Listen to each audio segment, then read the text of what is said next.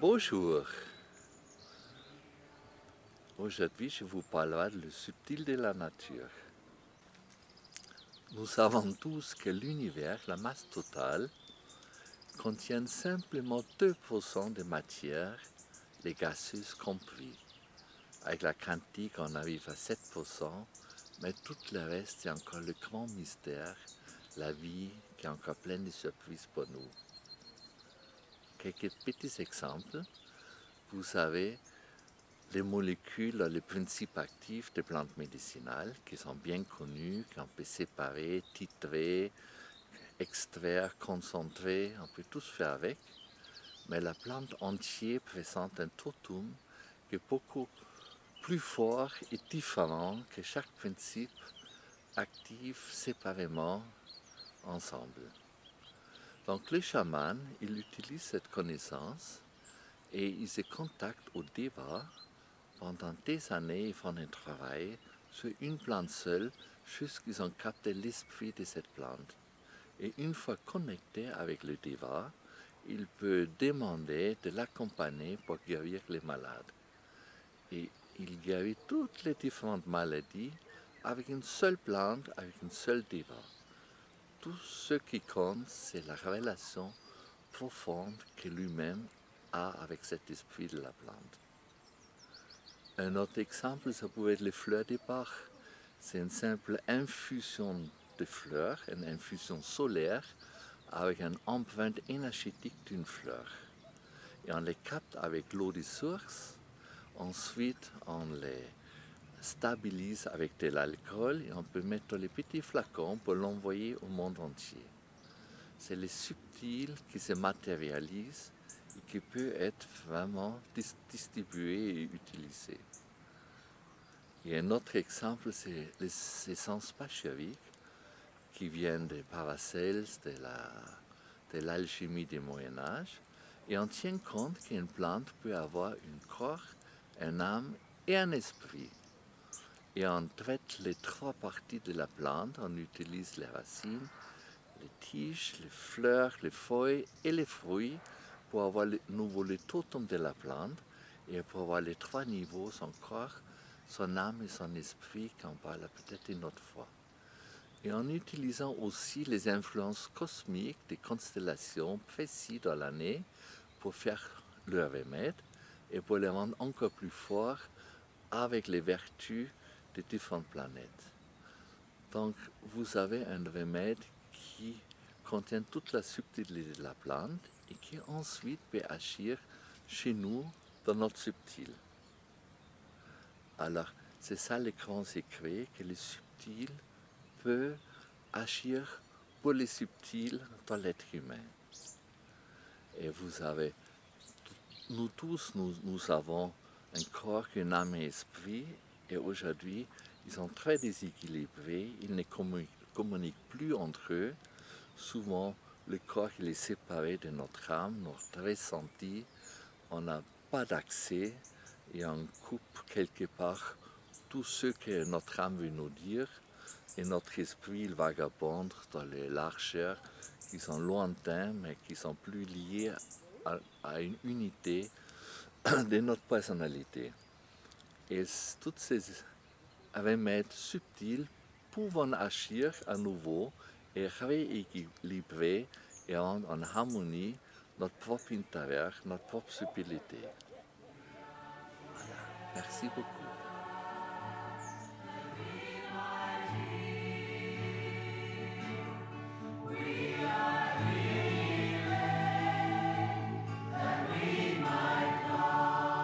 Par exemple, une plante médicinale pour aider, pour que la plante aide quelqu'un d'autre, c'est vraiment un être vivant complet qui va aller aider, harmoniser, ce que vous voulez comme verbe, un autre être vivant complet.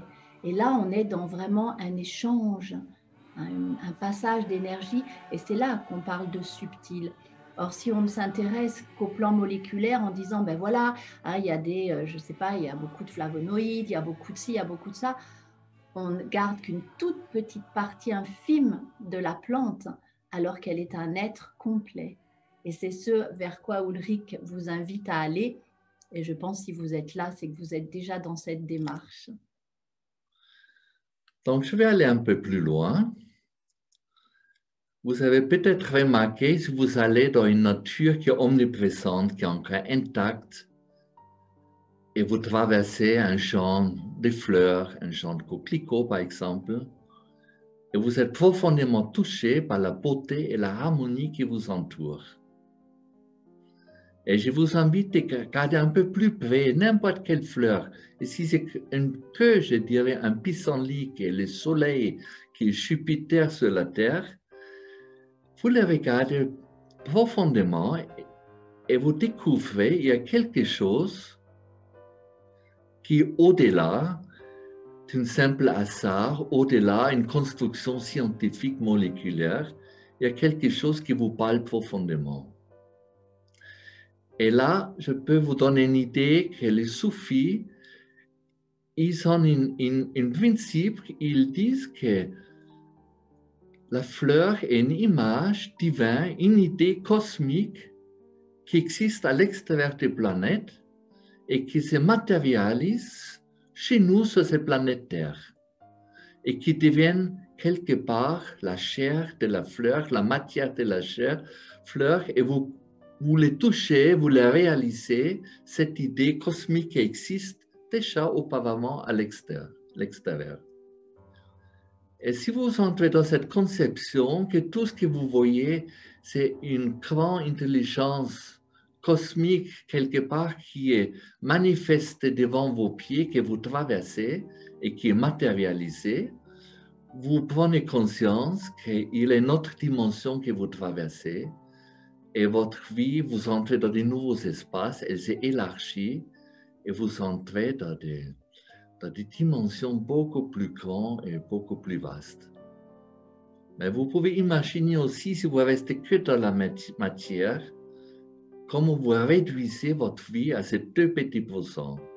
Et ça, c'est dommage. Et moi, j'aimerais bien de vous amener dans les autres 98% de la réalité qui nous attend. Donc, pour aller dans cet magnifique vaste espace, mais il faut se entraîner, il faut souffrir ses sens. On avait tous nos sens ouverts, lointain dans l'humanité, et petit à petit, il s'est fermé. Aujourd'hui, on n'est plus captif à toutes ces merveilles, à tout cet autre monde qui, quelque part, de l'autre côté, mais elle est là. On ne les voit plus. Et donc, il faut s'exercer, ouvrir nos 5 sens, nos yeux, notre odeur, notre ouïe. Et c'est en promenant ou en méditant, il y a des exercices qu'on peut chacun faire pour lui. On ne va pas parler aujourd'hui de ça, mais il y a une possibilité d'entraîner. Et vous traversez les forêts complètement différentes et vous voyez d'un coup un papillon qui va à votre rencontre et vous dit bonjour. Et vous voyez, il y a quelque chose derrière vous et vous tournez et vous voyez personne, mais vous savez que quelqu'un vous regarde. Et vous sentez d'un coup les parfums d'une rose, alors il n'y a pas de rose, et vous levez votre regard et vous sentez qu'il y a quelqu'un, il y a peut-être une elfe ou une fée, mais vous ne le voyez pas. Pas encore, mais un jour vous allez les voir. Il y a un arbre qui commence à pencher vers vous, tous deviennent vivants. Et quand vous êtes dans ce monde vivant, vous allez dans un monde beaucoup plus riche que vous êtes actuellement. Et vous êtes dans les subtils de la nature. Il n'y a qu'une petite étape encore d'aller dans les subtils de vous-même.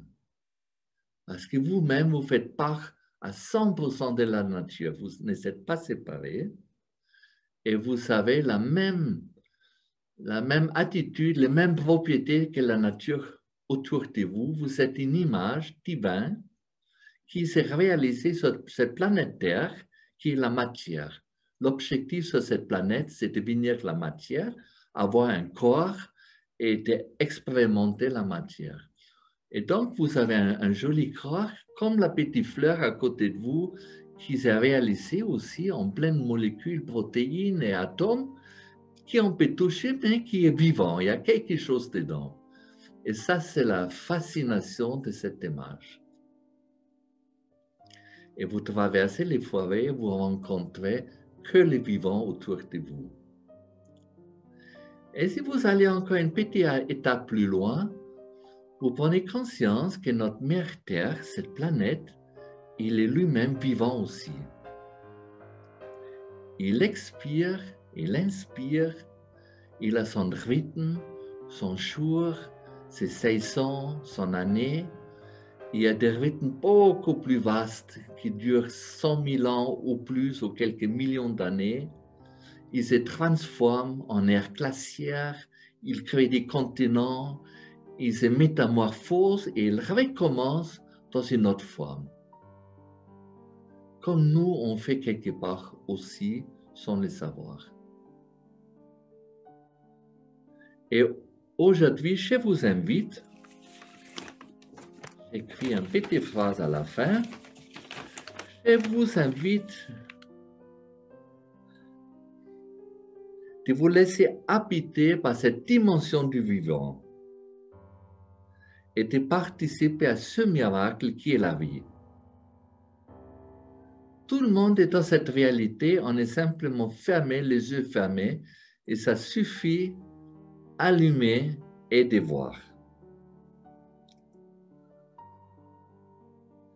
Et ensuite, ça nous change le regard de ce monde où on participe avec notre ressenti, notre âme et notre cœur. C'est ça qu'on a oublié, notre âme, elle est quelque part négligée. Dans la matière, il n'y a plus d'âme et on n'a plus de conscience que l'âme fait partie et qu'elle souffre énormément en nous. Elle est là, même si on ne le voit pas. Et elle dit comme un petit chien, vous savez qu'on a oublié. Elle dit, mais regardez-moi, laissez-moi participer dans votre vie. Et notre âme, elle se nourrit des couleurs, de la poésie, de l'art, du chant. C'est tous des choses qu'il faut retrouver.